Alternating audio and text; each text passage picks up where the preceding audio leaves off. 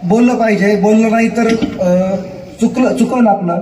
कारण की समोरचे जे काही लोक आहेत ते सर्व गोष्टीचा वापर करणारे, बाकीच्या काही गोष्टी तुम्ही सगळ्या ऐकल्या. सुरुवात करायची झाली तर हे कधीपासून कशामुळे आपल्याला संघर्ष करायला लागतं, हे बाकीच्या काही गोष्टी कशा करायला लागतात. महाराष्ट्रात 2000च्या पूर्वी 200 सहकारी साखर कारखाने होते.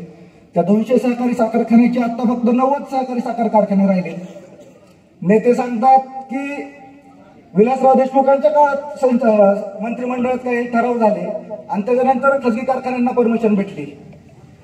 आता विठ्ठलरावांनी सांगितलं थोडे पार्श्वभूमी, काय काय गोष्टी झाल्या, कसं झालं आणि मग कसे खासगी कारखाने झाले. खासगी कारखान्यांना आपला मुळात विरोध नाही. विरोध कुणाचा, कुठल्या कशाला आहे, कुठल्या गोष्टीला विरोध आहे आपला?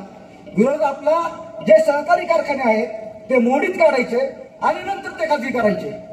आजूबाजूला आपल्याला जर बघितलं तर काय आहे आजूबाजूला, एक कारखान्याची प्रॉपर्टी 300 एकर होती, ती 300ची 350 झाली, 400 झाली, 500 झाली, 600 एकर, 700 एकर.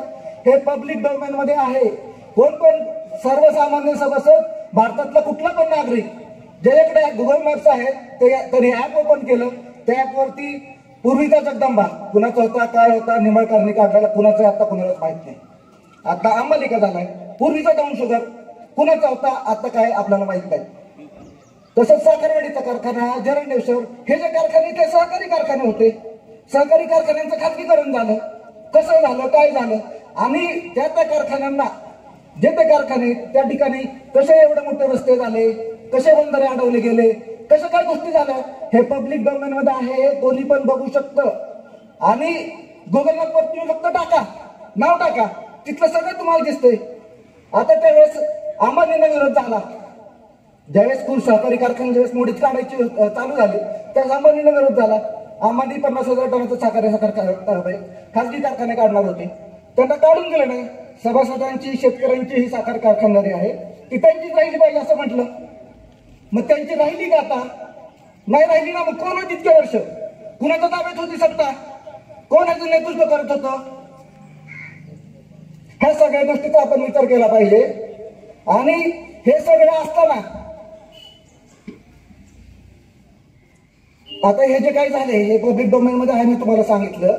पण हे जे काय आहे इथं खरं सगळी अडचण झाली बघा आपली. म्हणजे जे काय झाले, जे काय ज्यांची सहकार क्षेत्रात जे हे झाली ते सहकार क्षेत्रात उद्यात आलेले पुढच्या समोरची आपली जी पार्टी आहे, पहिल्यांदा छत्रपती कारखान्याचे संचालक म्हणून ते निवडून गेले. त्यानंतर राज्य सरकार पीडीसी बँकेला गेले असतील, राज्य सहकारी बँकेला गेले असतील, बाकीच्या वेगवेगळ्या ठिकाणी त्या गोष्टी गेले. त्यांना लोकांनी आपण नेतृत्व दिलं. त्यांच्या हातात हे सगळ्या गोष्टी होत्या ना. त्यांच्या हातात गोष्टी असताना ह्या गोष्टी झाल्या. आणि लोकांचं आता काय म्हणणं, आता सभासदांची ही प्रतिक्रिया विठ्ठलरावांनी जी बोललं, त्यांच्या एका बोराला 5-5, 7-7 कारखाने येतात, 20,000 सभासद, 40-50 हजार लोकांचं हे एक कारखाना. ह्या कारखान्यात कशासाठी फॉर्म भरायचा? फॉर्म भरायचा होता तर छत्रपतीचा कारखाना होता ना, घरचा कारखाना. जिथं अण्णा नेहमी भाषणात सांगतात, गोविंदराव बाबा तिथं हे होते, संस्थापक संचालक मंडळात होते. नंतर बाकीचे काय ते गोविंदरावानंतर तात्यासाहेब होते तिथं, किंवा मग आप्पासाहेब होते, दादा होते. त्या कारखान्याची अवस्था काय आहे? त्या कारखान्याचं आता अशी कंडिशन आहे, आपण पूर्वीच बघितलं की मागच्या 15 दिवसापूर्वी त्या गोष्टीची ही झाली. तर त्या कारखान्याचं जर आपण कंपॅरिझन करायचं म्हटलं तर अण्णा काकांच्या काळात 4 वर्ष अण्णा काकांना भाव देता आला. पहिल्या सीझनला भाव देता आला नाही आणि शेवटच्या सीझनला लवकर निवडणूक लागली गेली. 39 दिवस, 6 महिन्याच्या आधी आचारसंहिता लागली होती. जसं सरकार आले की आचारसंहिता लागली. म्हणजे त्यावेळेस 39 दिवस आचारसंहिता आणि आता 120 दिवस पुढे गेला तरी नाही. आणि त्या सगळ्यात नेते काय सांगतात की छत्रपती कारखाना झाल्यानंतर मला निवडणूक लावायची होती. म्हणजे देशात सहकार, देशात लोकशाही, कायदा कानून, म्हणजे आपल्याकडे काहीच नाही. म्हणजे काही कुठलीच वस्तू नाहीये का? आपण राजेशाहीमध्ये राहतो का? आता 4 वर्षाचं कंपॅरिझन केलं काकांच्या काळातलं. 2016 साली 2396 रुपये आपली FRP होती. त्यावेळेस पहिल्या वर्षी 2200 रुपये ज्यावेळेस FRP होती त्यावेळेस आपण 2800 रुपये दिले, 600 रुपये जास्त दिले. दुसऱ्या वर्षी 2396 रुपये FRP होती त्यावेळेस आपण 3100 रुपये दिले. तिसऱ्या वर्षी 2585 FRP होती त्यावेळेस 2900 रुपये दिले. आणि चौथ्या वर्षी आपलं 28 रुपये एफ होती, आपण 3400 रुपये दिले. सरासरी 5 वर्षात 2473 रुपये आपण छत्रपती कारखान्यापेक्षा जास्त दिले. मी कंपॅरिझन छत्रपती कारखान्याचं का करतोय की छत्रपती कारखान्याने जेवढे पैसे दिले ना तेवढेच आजूबाजूच्या खाजगी कारखान्याने दिले, त्याच्यापेक्षा काही वेगळं केलं नाही. त्यांनी फक्त एफआरपी द्यायची, त्यापेक्षा वरती काही द्यायचं नाही येताना. त्यामुळे सरासरी 618.4 एवढे रुपये आपण त्या 4 वर्षात बाजूच्या सगळ्या खाजगी कारखान्यांपेक्षा जास्त दिले. आणि त्यावेळेस काय होतं, त्यावेळेस त्यांचे कारखाने जे होते ते कारखाने होते ते 65 लाख क्रशिंग त्यांचं होत होतं त्यावेळेस, आणि आता होतंय 1.25 कोटी. म्हणजे त्यावेळेस साधारण 100 ते 200 रुपये तर जास्त द्यायला लागले. ज्यावेळेस 2200 ते 2800 केले, 2800 ते 3400 केले, त्यावेळेस त्याचं कंपॅरिझन केलं तर 200 रुपये जरी टनाला वाढून द्यायचे म्हटले तर 65 लाख टन गुणिले 200 केलं तर साधारण 250 कोटी रुपये, 130 कोटी रुपये होते. 5 वर्षात 550 ते 600 कोटी रुपये जात होते. आणि आता जर समजा बाळेगाव कारखाना विरोधात गेला तर आजूबाजूच्या कारखान्यातलं जे काही कार्यक्षेत्रातले जे शेतकरी म्हणजे माळेगाव पासून 100-150 किंवा सांगली कोल्हापूरचे पण शेतकरी म्हणतात की बाळेगावचा जे रेट आहे 1170 ला अण्णा काकांनी 3400 रुपये रेट दिला. 1170 ला 3400 रुपये दिला तर 13 रिकव्हरी असलेल्या झोन मध्ये पण सांगली सातारा कोल्हापूरच्या भागातल्या पण लोकांना तेवढे पैसे देता येत नव्हते. मला अजून 1-2 गोष्टी सांगायच्यात. अण्णा काकांनी ज्यावेळेस कारखाना 9000 टनचा केला त्यावेळेस बराच विरोध झाला, पण आपल्या बरोबरच्या 9000 टनाचा कारखाना झाला. म्हणजे आपल्याकडे ज्या मिल लागल्या, आता काही पुढचे तज्ञ संचालक सांगतात, टेक्निकल बोलतात, मिल असं केलं, मिल कसं केलं, सायलोपर्यंत पॅन बाकीच्या सगळ्या गोष्टी तिथल्या बोलतात. पण मिल ती टाकलेलीच मिल आहे, मिल काही वेगळी बदलली नाही. 9000 टनाचा कारखाना आपला ज्यावेळेस केला. आता ह्या माळेगावचं क्रशिंग, सोमेश्वरचं क्रशिंग आणि छत्रपतीचं क्रशिंग, ह्या तिन्ही कारखान्यांचं क्रशिंग एक झालं तरी एका कारखान्याचं त्यापेक्षा जेवढं क्रशिंग आहे. म्हणजे 22,000 टनांनी कारखाना चालतोय तो. आपलं त्यांचं एक्सपान्शन बरोबर झालं. म्हणजे प्रायव्हेट कारखान्याला कसलाही नियम नाही, ते किती पण मोठं करू शकतात. पण आपण तेवढं मोठं करायचं म्हटलं तर सगळ्या परमिशन काढा, मोठं करायचं नाही. अनेक अडचणी. शिवेंद्रबाबांना आता कारखाना सातारचा अजिंक्यतारा सहकारी साखर कारखाना बट्टाला करायचा होता, आणावर कुणीतरी मुख्यमंत्र्यांना हस्तक्षेप करायला लागला आणि त्यानंतर त्यांना तो कारखाना मोठं करायची परमिशन भेटली. म्हणजे ह्या ज्या काही गोष्टी चालल्या ते सहकार क्षेत्रासाठी अजिबात चांगलं चाललं नाहीत. त्यामुळे ह्या सगळ्या गोष्टींचा आपल्या सभासदांनी विचार केला पाहिजे आणि विचार करून ते हे केलं. आता कंपॅरिझन करतात आम्ही त्या ट्रायल सीझनचा, अण्णा काकांनी जो कंपॅरिझन चालले संचालक जे कंपॅरिझन करतात तो ट्रायल सीझनचा कंपॅरिझन करताय.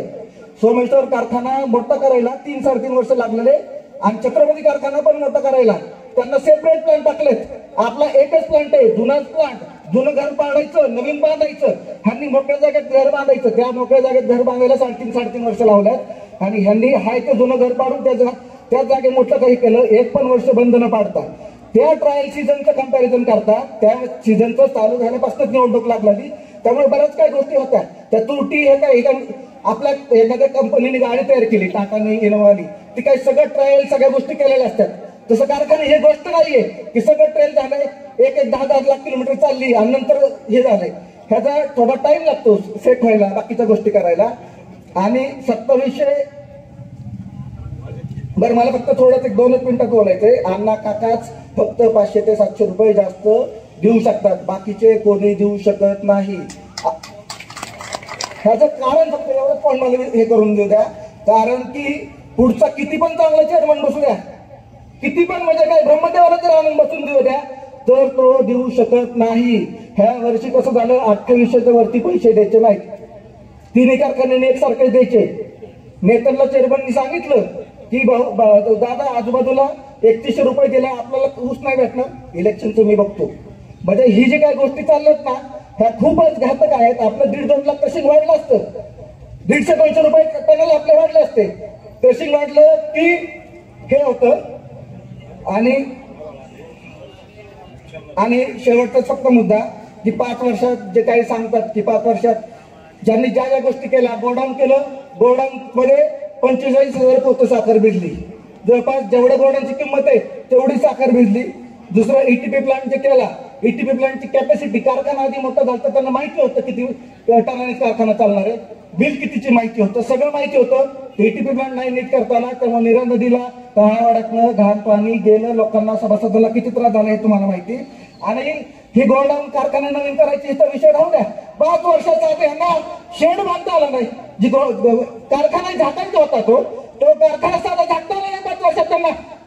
तर ह्या गोष्टीचा विचार करता 6 कोटीचं एस्टिमेट होतं अण्णा काकांच्या काळात, ते 14 कोटी झालं तरी पण कारखाना अजून झाकला नाही. कारखाना अजून उघडच आहे.